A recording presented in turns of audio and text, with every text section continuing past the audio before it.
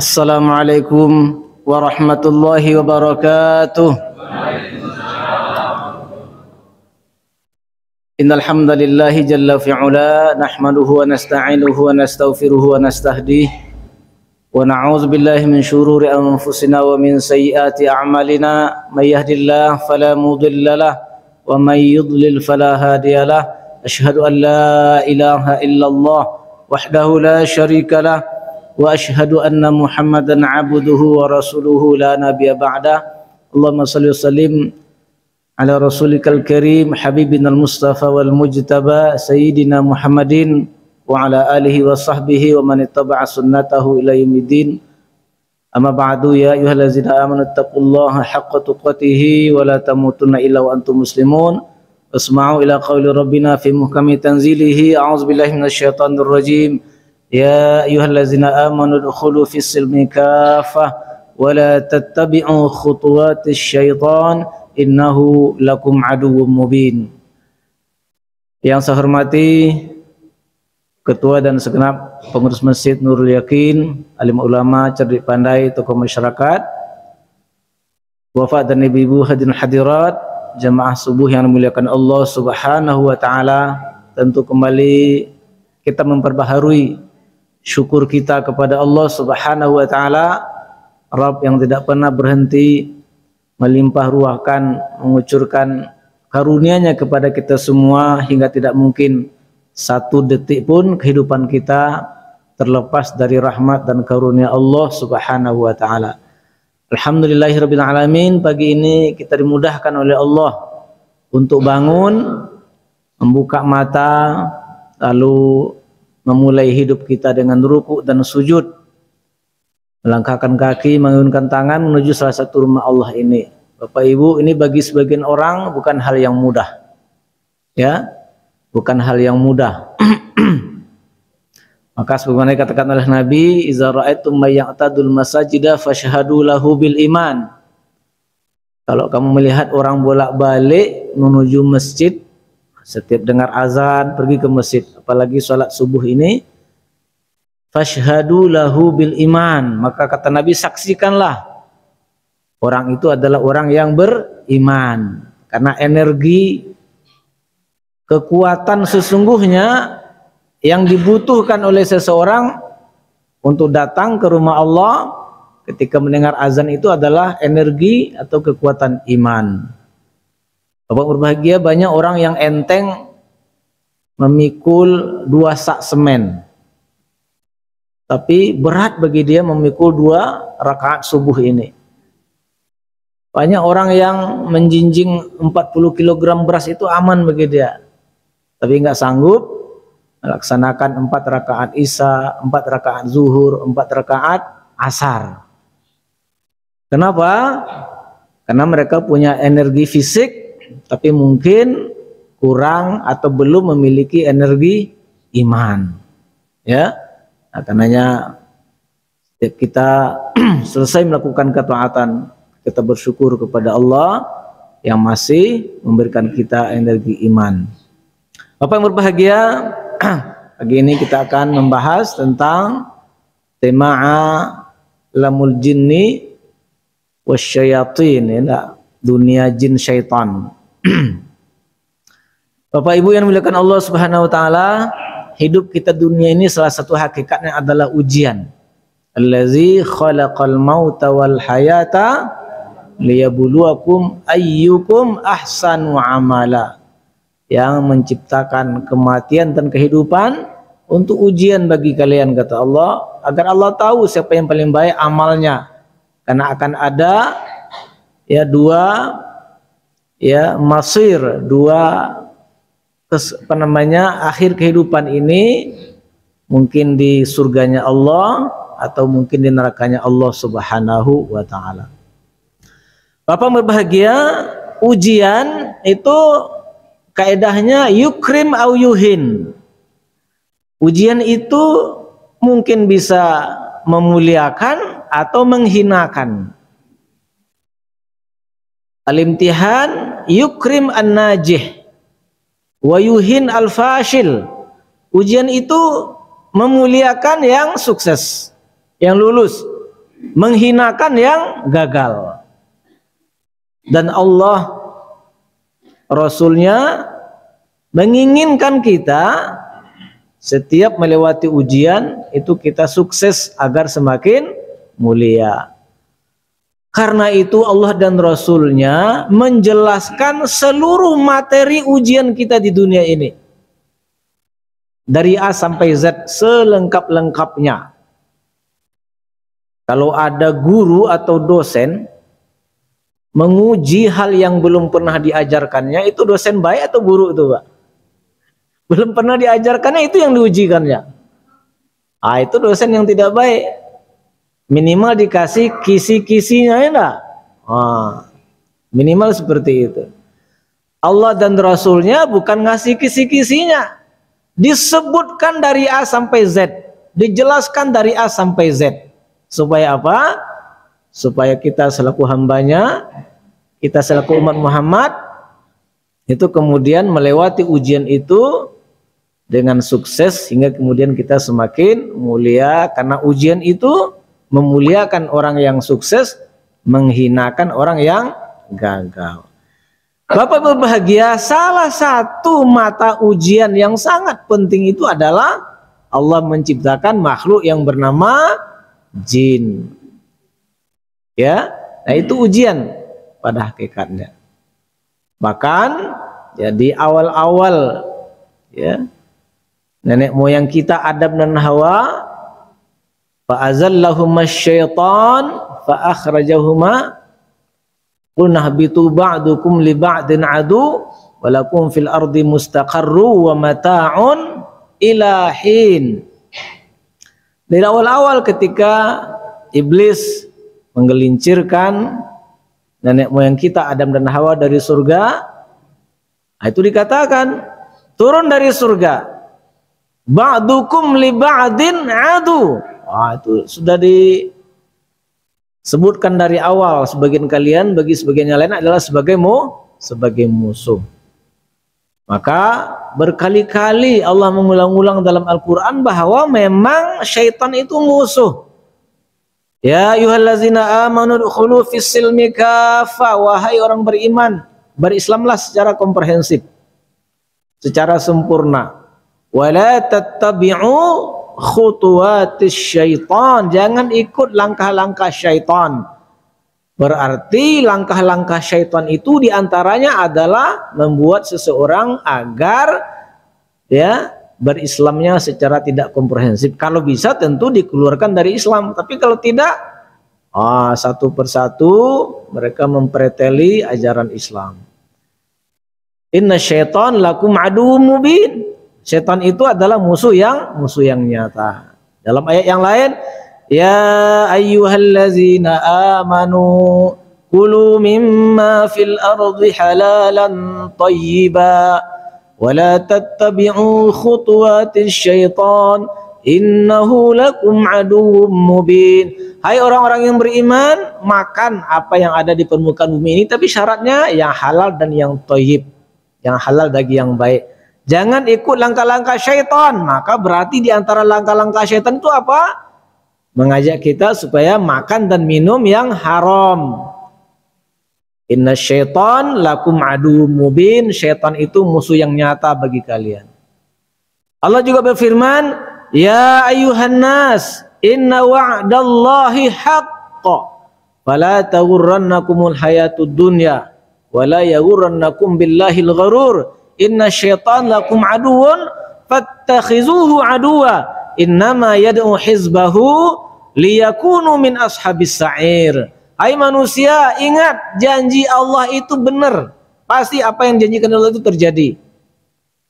Karena itu, ini ada dua disebut oleh Allah ujian kita. Fala taghurrannakumul hayatud dunya. Yang pertama, jangan tertipu kalian oleh kehidupan dunia ini. Maka kehidupan dunia ini adalah ujian. Kemudian wala yaghurrannakum billahil gharur. Dalam ayat ini Allah menyebut kata-kata syaitan itu dengan ungkapan lain, yaitu dengan ungkapan sifatnya, gharur. Gharur ini itu artinya sangat ahli dalam menipu daya. Jadi nama lain dari syaitan itu gharur, dari kata-kata gharra, menipu. Fala taghurrannakumul hayatud dunya wala yaghurrannakum billahil gharur. Bapak Ibu, ini fi'il nahinya pakai nun taukid saqilah, ada nun taukid, nun bertasydid. Fala yaghurranna, itu betul-betul diingatkan, jangan sekali-kali kalian tertipu oleh syaitan yang memang ahli menipu, gharur. Ya, baru kemudian ditegaskan setelah itu, inna syaitan, ya, syaitan itu musuh. Ya, fattakhizuhu aduwa, jadikan dia sebagai musuh. Jangan jadikan sebagai wali. Jadikan dia sebagai musuh. Innama yad'u hizbahu liyakunu min ashabis sa'ir. Dia ya terus menerus mengajak ya hizbahu, partainya, maksudnya orang yang masuk ke dalam perangkap-perangkap setan itu berarti masuk partai setan. Itu supaya menjadi penduduk neraka sa'ir. Nah, Bapak berbahagia, orang kalau punya musuh lalu dia nggak mengenal musuhnya, lalai dia dengan musuhnya, apa yang mungkin terjadi? Dengan mudah akan dikalahkan oleh musuhnya. Oleh karenanya, ya, maka ketika Allah dan Rasulnya mengingatkan kepada kita, itu musuh kalian jauhi, jangan ikut langkah-langkahnya, maka terkandung di situ perintah untuk mempelajari, memahami musuh kita ini, yaitu apa namanya, syaitan dan bala tentara, iblis dan bala tentaranya. Bapak bahagia, karena itu kita mulai dulu dari nama, ya, al-jin, dari jin dulu ya. Nanti akan berbeda dari segi makna jin, syaitan dan iblis. Jin, jadi makhluk Allah itu ya ada yang nyata, ada yang gaib. Yang nyata manusia dan binatang, yang gaib malaikat dan jin. Ya. Satu yang gaib, satu yang nyata ini mukallaf, yaitu jin dan manusia. Itu makhluk mukallaf, makhluk yang diberi taklif, yang diberi beban menjalankan syariat. Ya, kalau taat itu kemudian diberikan pahala, kalau maksiat itu kemudian diberikan apa namanya, dia berdosa. Bapak bahagia, dari segi bahasa, al-aslul lughawi li kalimatil jin, ya. Makna dasar, makna asal dari kata-kata jin itu mengacu kepada al-ikhtiba, al-istitar, al-ikhfa, at-taghtiyah. Ya. Jadi bersembunyi, tertutup, ya, menutupi. Jadi seputar itu arti kata-kata segala sesuatu yang berakar dari kata-kata jin, nun. Ya, al-ikhtiba, sembunyi, al-istitar, tertutup, taghtiyah, ya, menutupi, al-ikhfa, menyembunyikan. Itu makna akar kata jin itu. Oleh karenanya maka kata-kata yang berasal dari akar kata ini itu rata-rata maksudnya sama. Umpamanya janin, kan sudah menjadi bahasa Indonesia, itu bahasa Arab yang sudah menjadi bahasa Indonesia. Itu kan tidak bisa dilihat. Kenapa? Dia tertutup oleh perut ibu yang mengandungnya, janin. Ya. Apa namanya? Tertutup oleh perut ibu yang mengandungnya. Kemudian jannah, artinya taman. Ya. Kebun. Itu tanahnya rata-rata tertutup oleh pohon dan rumput yang ada di taman itu. Kalau ditengok dari atas, setiap taman yang rindang itu tidak nampak tanahnya. Jadi tanahnya itu tertutup. Lalu kemudian majnun, sama itu akar katanya. Majnun artinya orang gila. Tertutup akal sehatnya. Ya. Itu arti dasar kata-kata jin itu. Karenanya para ulama mengatakan yusamma jinnan listitarihim 'anil uyun. Disebut jin karena dia tertutup dari pandangan mata manusia. Apa bahagia Allah berfirman, Ya bani Adam, la yaftinannakumus syaitan iz akhrajakum iz akhraja abawaikum minal jannati yanzi'u anhuma libasahuma liyuriyahuma sawatihima innahu yarakum huwa wa qabiluhu min haitsu la tarawnahum. Wahai anak Adam, jangan kalian tertipu oleh syaitan yang telah mengeluarkan ibu bapak kalian Adam dan Hawa dari surga. Dengan tertipu oleh syaitan itu terbuka pakaian mereka berdua hingga kemudian auratnya terlihat. Jadi ternyata kenapa orang suka telanjang? Nah, itu pasti karena digoda oleh syaitan. Ya, para artis, kan diikuti oleh anak-anak muda kita. Ya, TikTok seksi-seksi ya, segala macam itu. Itu perangkap syaitan itu ya. Apa yang berbahagia? Nah, innahu iblis yarakum huwa wa qabiluhu. Itu bisa melihat kamu beserta bangsanya, bangsa jin itu min haitsu la tarawnahum, sementara kamu tidak bisa melihatnya. Masya Allah.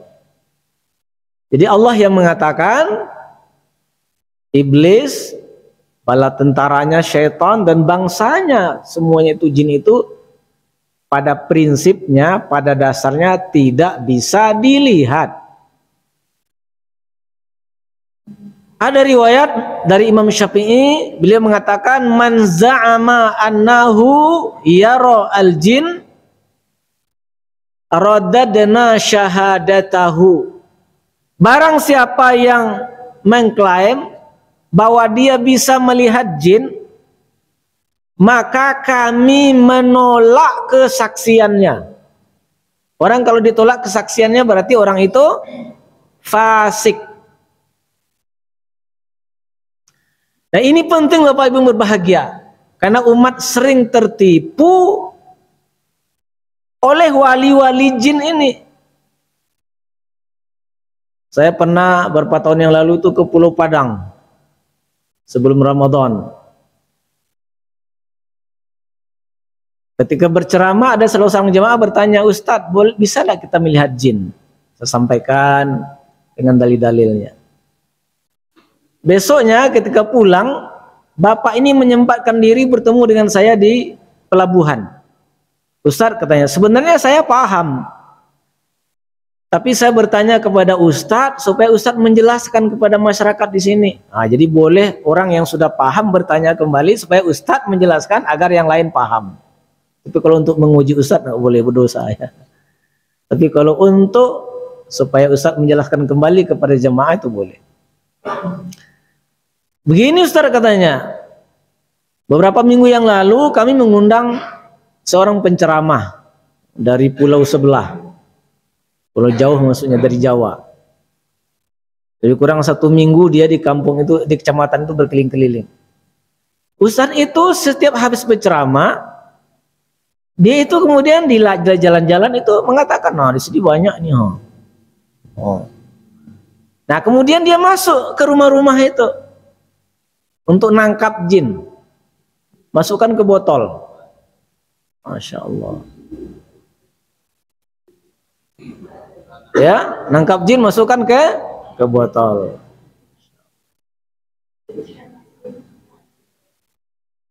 Coba kalau dimintai upahnya 1 jin 25.000, dapat sama dia 200 1 malam itu, berapa itu? Saya juga pernah nguji jamaah ketika tahun berapa itu, ruqyah masal, sosialisasi ruqyah di Bangkinang, di gedung Mahligai itu, 500-an yang hadir. Jadi saya mulai ceramah itu dengan pura-pura segini, kayak dukun itu. Aduh Pak, di sini di sana ada panjang rambutnya. Di sana saya tengok gondoruo, di sana kuntilanak. Percaya Bapak? Percaya katanya. Yang paling tinggi itu justru seorang ustaz. Percaya ustaz katanya, Masya Allah. Bapak Ibu, saya bilang, saya tadi nguji saja. Mana pula saya bisa melihat jin? Nggak bisa dilihat Ibu. Ya, secara umum nggak bisa dilihat. Dari namanya saja arti jin itu tertutup. Arti jin itu tersembunyi. Masa kemudian kita bisa melihatnya? Nah, kecuali satu para nabi. Itu memang la yuzhiru ala ghaibihi ahada illa man irtada min rasul. Yang gaib itu tidak diperlihatkan oleh Allah kecuali kepada sebagian rasul yang diridhoi oleh Allah Subhanahu wa taala. Maka nabi kita itu bisa melihat jin. Nabi mengatakan kalau kita diberi pula oleh Allah kemampuan melihat jin, mungkin kita nggak sanggup berjalan keluar rumah. Di rumah pun mungkin kita takut dia banyak di toilet dan segala macam. Bapak Ibu, Nabi itu bisa melihat jin. Di antaranya adalah kenapa Nabi setiap mengimami sholat, ini hadisnya masyhur. Karena Rasulullah ya, iza qama ila shalah yusawwu sufufana fa iza stawaina kabbara. Nabi itu kalau sholat ngimami kami, dia meluruskan dulu barisan kami. Setelah kami lurus, baru dia bertakbir. Setelah sebutnya imam mesti meluruskan barisan kita. Qimu sufufakum wa'tadilu istawu, luruskan barisan. Kenapa? Karena kata Nabi, jin setan itu kalau azan dia lari terkentut-kentut. Nanti pas kita mau sholat, dia datang menyusup di barisan yang renggang itu seperti anak kambing menyusup ke bawah induknya. Setelah sebutnya kalau sob kita jarang berpotensi kita kurang khusyuk. Makanya harus dirapatkan. Nabi melihat setan itu menyusup ke barisan yang kosong itu sebagaimana anak kambing menyusup ke induknya. Jadi Nabi melihat jin. Selain Nabi enggak. Nah, ada lagi pengecualiannya. Karena yang gaib itu ada dua macam. Ada gaib mutlak, ada gaib nisbi. Kalau Allah itu gaib mutlak, tidak akan pernah dilihat di dunia ini kecuali nanti di akhirat. Kalau di akhirat Allah bisa dilihat oleh orang mukmin yang masuk surga, dan itu akan menjadi nikmat surga yang paling tinggi, yaitu ru'yatur rabb, wujuhu yawma idzin nadhirah ila rabbiha nazirah.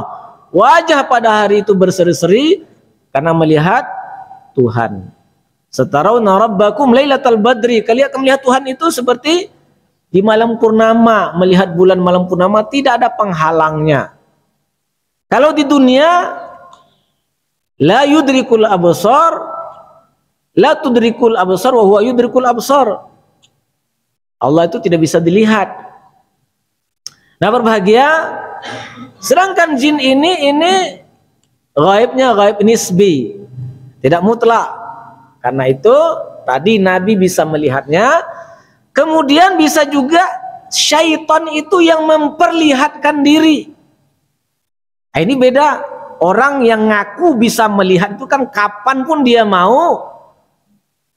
Beda dengan orang yang syaitan itu memperlihatkan diri kepadanya. Apa berbahagia, di antaranya yang sangat terkenal adalah dalam sejarah ketika dedengkot kafir Quraisy musyawarah untuk menghadapi Nabi karena dakwanya semakin berkembang di Mekah. Maka ketika itu datanglah syaitan menjelma seperti orang tua yang sangat bijaksana. Syaitanlah yang mengusulkan dalam rapat itu, bunuh Muhammad itu. Supaya aman, ambil satu pemuda dari setiap suku. Seperti itu. Jadi pernah syaitan itu memperlihatkan diri. Pernah juga syaitan memperlihatkan diri kepada Abu Hurairah. Abu Hurairah radhiyallahu anhu diamanahkan oleh Rasulullah SAW untuk menjaga zakat. Tiba-tiba malam hari ada orang nyuri. Dipegang sama Abu Hurairah. Lalu dia merengek-rengek. Saya kelaparan, anak-anak saya kelaparan. Oh gitu, dilepaskan. Malam kedua datang lagi, dipegang lagi. Gitu juga merengek-rengek, saya kelaparan, anak saya, keluarga saya kelaparan, dilepaskan lagi. Malam ketiga, oh geram kali Abu Hurairah. Tapi kemudian dia ngasih nasihat kepada Abu Hurairah. Wahai Abu Hurairah, kamu kalau baca ayat kursi, kamu bisa terhindar dari setan. Ini maling ngasih nasihat. Kamu bahagia. Besoknya Nabi tahu kejadian itu. Apa kata Nabi? Abu Hurairah, kamu enggak tahu enggak apa yang kamu temui malam tadi? Enggak tahu katanya. Kata Nabi, itu adalah syaitan. Masya Allah. Jadi kadang-kadang nasihat itu ya ada juga datang dari syaitan, baik syaitan dari kalangan jin maupun syaitan dari kalangan manusia. Apa bahagia itu kepada ada juga kadang-kadang syaitan memperlihatkan diri dalam rangka menakut-nakuti. Biasanya itu setan yang dikirim oleh tukang-tukang sihir. Kalau orang disihir itu belum tentu langsung kena, apalagi orang itu jaga wudhu, apalagi orang itu zikir pagi dan sore, orang itu baca Quran, orang itu termasuk orang yang tegar, orang yang jiwanya stabil, itu susah masuk jin itu, setan itu. Nah supaya bisa masuk, diteror dulu. Di antaranya dengan penampakan. Dan gigil begitu baru dia masuk. Ya, karenanya nggak boleh takut-takut. Ya. Jadi kadang-kadang setan menampakkan diri kepada orang untuk supaya dia bisa masuk. Seperti itu. Apa berbahagia? Nah, itu kalau setan memperlihatkan diri. Bisa juga setan memperlihatkan diri menjelma sebagai orang-orang soleh, tetapi untuk menggoda orang. Umpamanya pernah syaitan ya mendatangi sangat terkenal itu dalam bentuk cahaya, justru dalam bentuk cahaya kepada Syekh Abdul Qadir Jailani, menyuruh dia supaya meninggalkan syariat, tapi justru dihardi oleh Abdul Qadir Jailani. Kita juga membaca bagaimana Buya Hamka pernah juga melihat jin itu. Dapat bahagia itu jin memperlihatkan diri. Cuma kata para ulama, ketika jin memperlihatkan diri, ketika dia menjelma, maka sesungguhnya posisinya lebih lemah daripada ketika dia dalam alam aslinya, ketika tidak menjelma. Lalu Bapak bahagia ada juga orang yang bisa melihat jin dengan bekerja sama dengan jin. Nah itu dia, bisa melihat jin dengan bekerja sama dengan jin. Nah ini berarti dia kategori wali-wali syaitan. Ada pembahasan khusus nanti tentang tafsir surah Al-An'am ayat 128. Jadi jin itu mungkin hinggap di matanya, atau dia menggunakan mata jin itu untuk melihat. Nah, inilah kalau kita lihat dulu ada acara Trans TV tentang uji nyali ya. Nah, itu tempat itu dideteksi dulu. Oh ada di sini. Nah, cuman ternyata tim majalah Ghaib dulu pernah muncul itu meneliti kenapa bisa jin ini jadi selebriti. Kenapa mau dia jadi selebriti? Ternyata jin mau jadi selebriti untuk disyuting, nanti mungkin dengan bayang dia akan goyang-goyang dan segala macamnya itu. Di situ mesti ada candu minimal harga 1 juta. Masya Allah.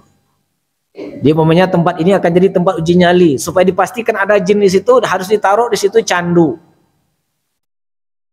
Ya minimal harga 1 juta. Ini hasil penelitian tim majalah Ghaib. Ya. Poin kita, ada orang yang bisa melihat jin karena dia berkawan dengan jin, karena dia berkolaborasi dengan jin. Ah, ini gawat ini. Nah, ini yang sering nipu ini. Ya, banyak sekali orang yang tertipu oleh orang yang mengklaim bisa melihat jin itu. Atau bisa juga jin itu, orang bisa melihat jin karena dia sesungguhnya kesurupan.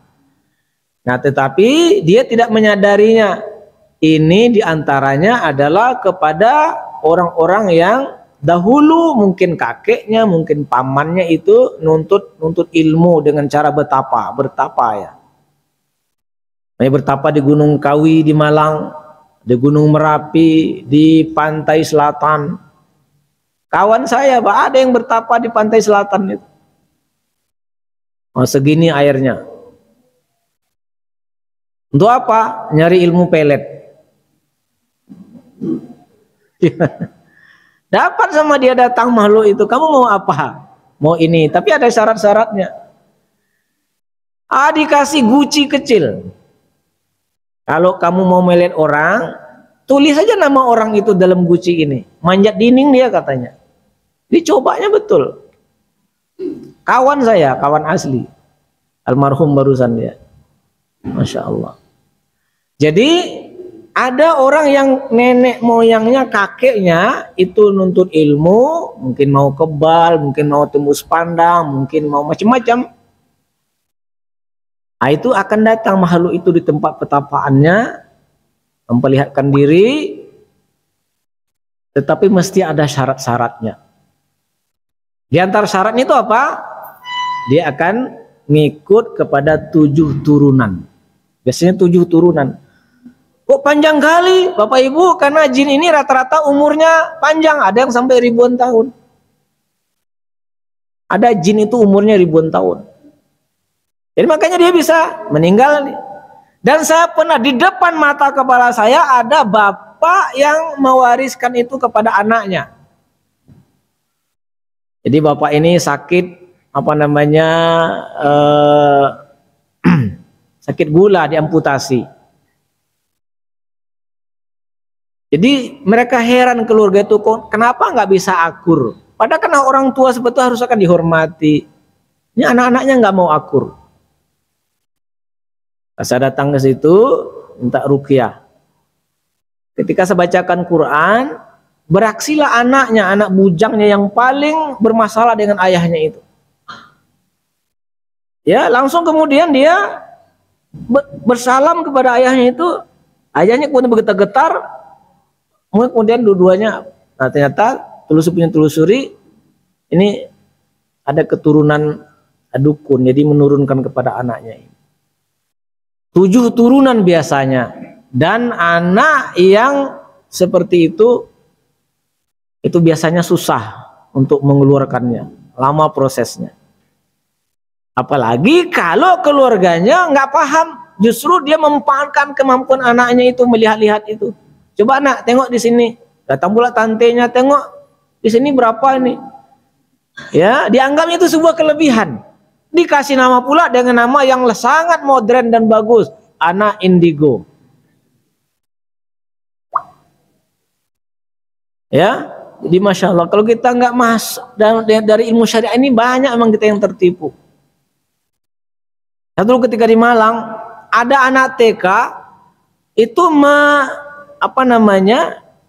melukis belasan lukisan dengan anak TK, tapi lukisannya masya Allah gambar setan-setan itu.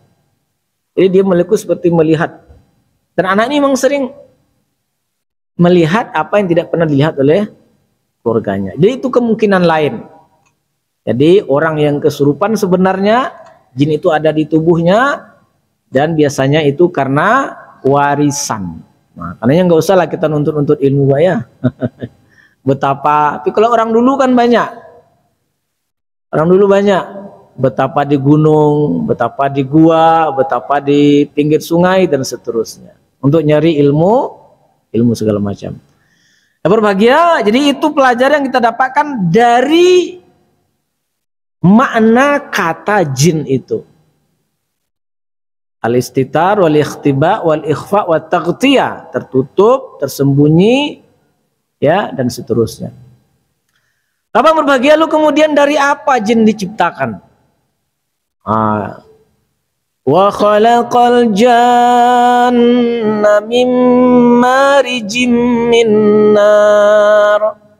Dalam ayat yang lain, wal janna khalaqnahu min qablu min naris samum. Dua ayat ini bercerita tentang asal penciptaan jin, yaitu dari api.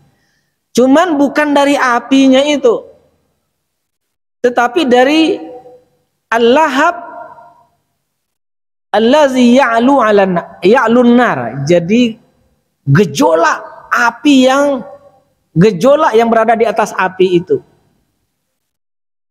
yang kadang-kadang dia terlihat seperti biru, seperti merah, seperti macam-macam.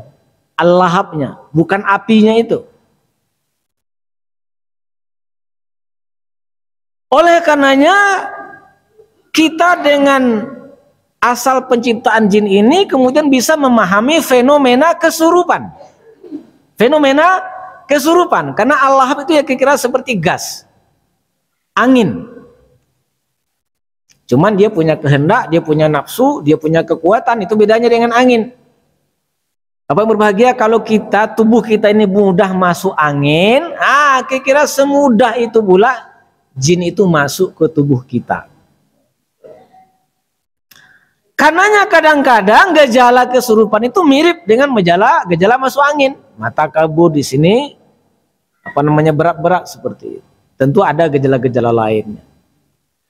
Abang berbahagia, masalah kemungkinan jin masuk ke tubuh manusia ini ternyata itu disepakati oleh seluruh ulama ahlus sunnah wal jamaah. Apa kata Syekh Ibnu Taimiyah? Dukhulul jinni fi jasadil insan sabitun bittifaqi a'immati ahli sunnati wal jamaah. Kemungkinan masuk jin ke tubuh manusia itu disepakati oleh seluruh ahlus sunnah wal jamaah illa ta'ifa minal mu'tazilah, kecuali ada sekelompok mu'tazilah yang nggak mengakuinya. Itu kan beda dimensi. Dan ada juga New Mu'tazilah modern.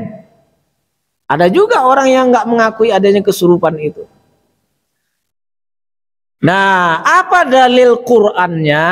Ada dari apa dalil agamanya? Ada dari Quran, ada dari hadis Nabi. Dari Qur'annya apa? Bapak Ibu yang berbahagia, Allah Subhanahu wa taala menceritakan tentang hukuman yang akan diterima oleh orang yang memakan riba. Allazina ya'kuluna ar-riba la yaqumuna illa kama yaqumul ladzi yatakhabbathu asyaitanu minal mas.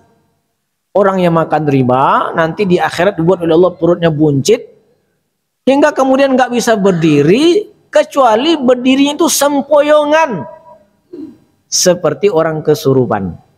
Nah, ayatnya tentang hukuman bagi pemakan riba. Apa hubungannya dengan kesurupan?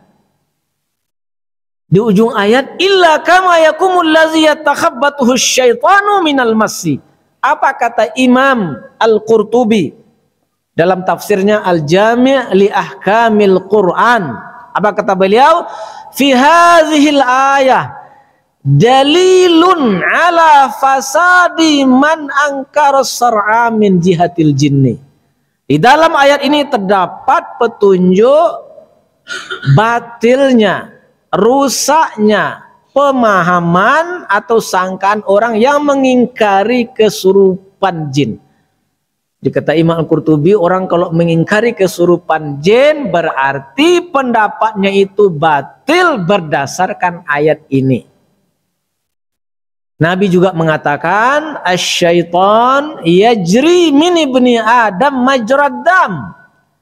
Syaitan itu berjalan di pembuluh tubuh di tubuh manusia itu di pembuluh darahnya, di pembuluh darah. Itulah sebabnya di antara teknik meruqyah itu adalah dipijit. Ya, pembuluh-pembuluh darah terutama di bahu ini, kemudian di ujung kaki.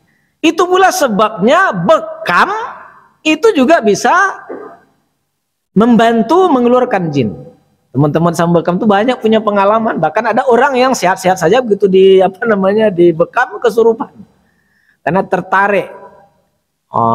Itu pula ada teknik yang pernah ditunjukkan oleh para teknisi ruqyah ya, untuk orang kalau susah sekali di keluarnya itu ditusuk ujung jarinya biar keluar di pembuluh darahnya itu.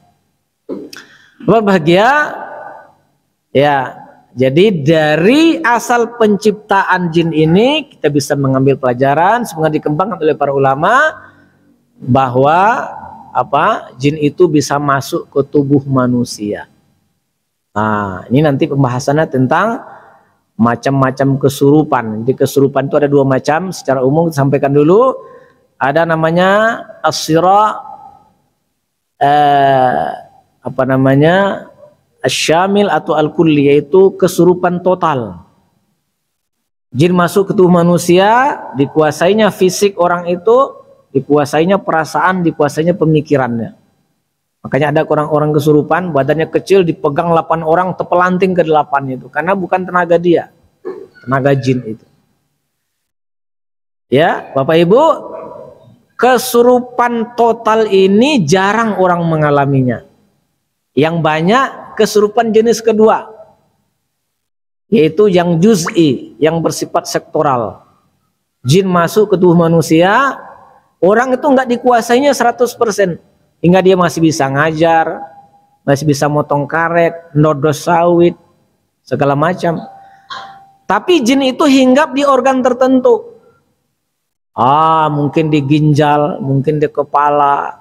Maka apa gejala yang muncul? Mungkin orang itu sakit kepala terus menerus, orang itu emosional terus menerus, orang itu kemudian sedih terus menerus dan seterusnya. Itu secara umum, ya. Jadi yang kesurupan sektoral ini yang banyak dialami oleh manusia. Yang kesurupan total itu tidak banyak. Bapak bahagia, itu dia jin. Kita sudah bahas arti asal katanya, kemudian dari apa dia diciptakan oleh Allah Subhanahu wa taala. Berikutnya kata-kata syaitan. Kabar bahagia, syaitan itu sifat. Syaitan itu sifat. Arti kata-kata syaitan itu al-utuwu wal anad wal kufur. Bangkang, keras kepala, kafir. Itu arti kata-kata syaitan itu. Bangkang, keras kepala, kafir. Kalau sifat itu ada pada manusia, itulah syaitan dari kalangan manusia. Kalau sifat itu ada di kalangan jin, itulah syaitan dari kalangan jin. Dalam Quran berkali-kali digandeng syaitan jin dan manusia itu, tapi didahulukan oleh Allah syaitan dari kalangan manusia. Apa kata Allah SWT?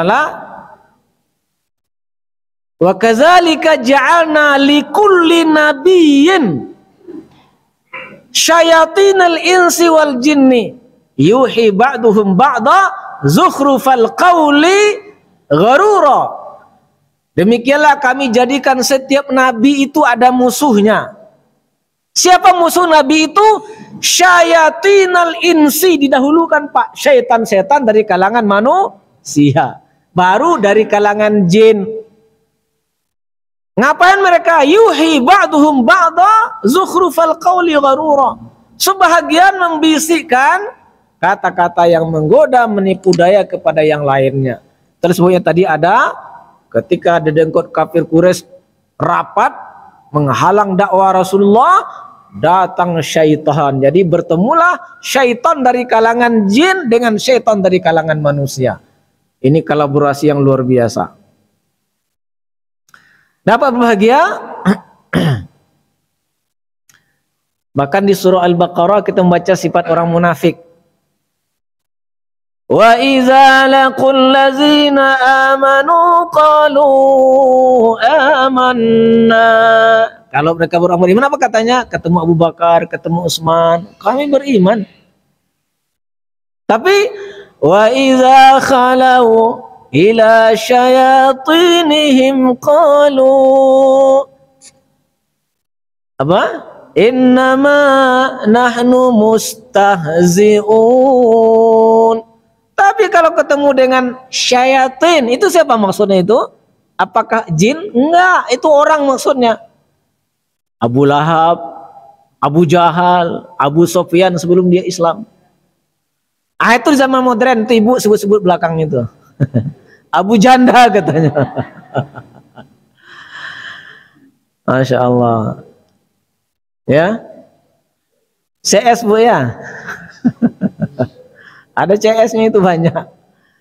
Jadi ketika kembali kepada syayatinihim, setan-setan mereka, itu dia. Siapa maksudnya? Manusia. Masya Allah. Mereka berkata, kami ngomong beriman itu hanya olok-olok saja. Masya Allah, olok-olok mereka. Tapi ingat ayat berikutnya, Allahu yastahzi'u bihim wa yamudduhum fi tughyanihim ya'mahun. Mereka sebenarnya yang mengolok-olok diri mereka sendiri. Allah yang mengolok-oloknya. Allah panjangkan kedurhakaan mereka itu sehingga mereka kemudian berjalan di dunia ini dalam keadaan tersesat. Ya, nah, jadi kalau mau menengok setan itu mudah saja. Tapi setan dari kalangan manusia. Ingat almarhum Buya Sulaiman Abdullah. Ingat Buya Sulaiman Abdullah. Kan suka guyon gitu. Saya katanya pernah bilang sama jemaah saya, ibu-ibu mau lihat setan, bagaimana pula mungkin lihat setan? Mudah kata Buya.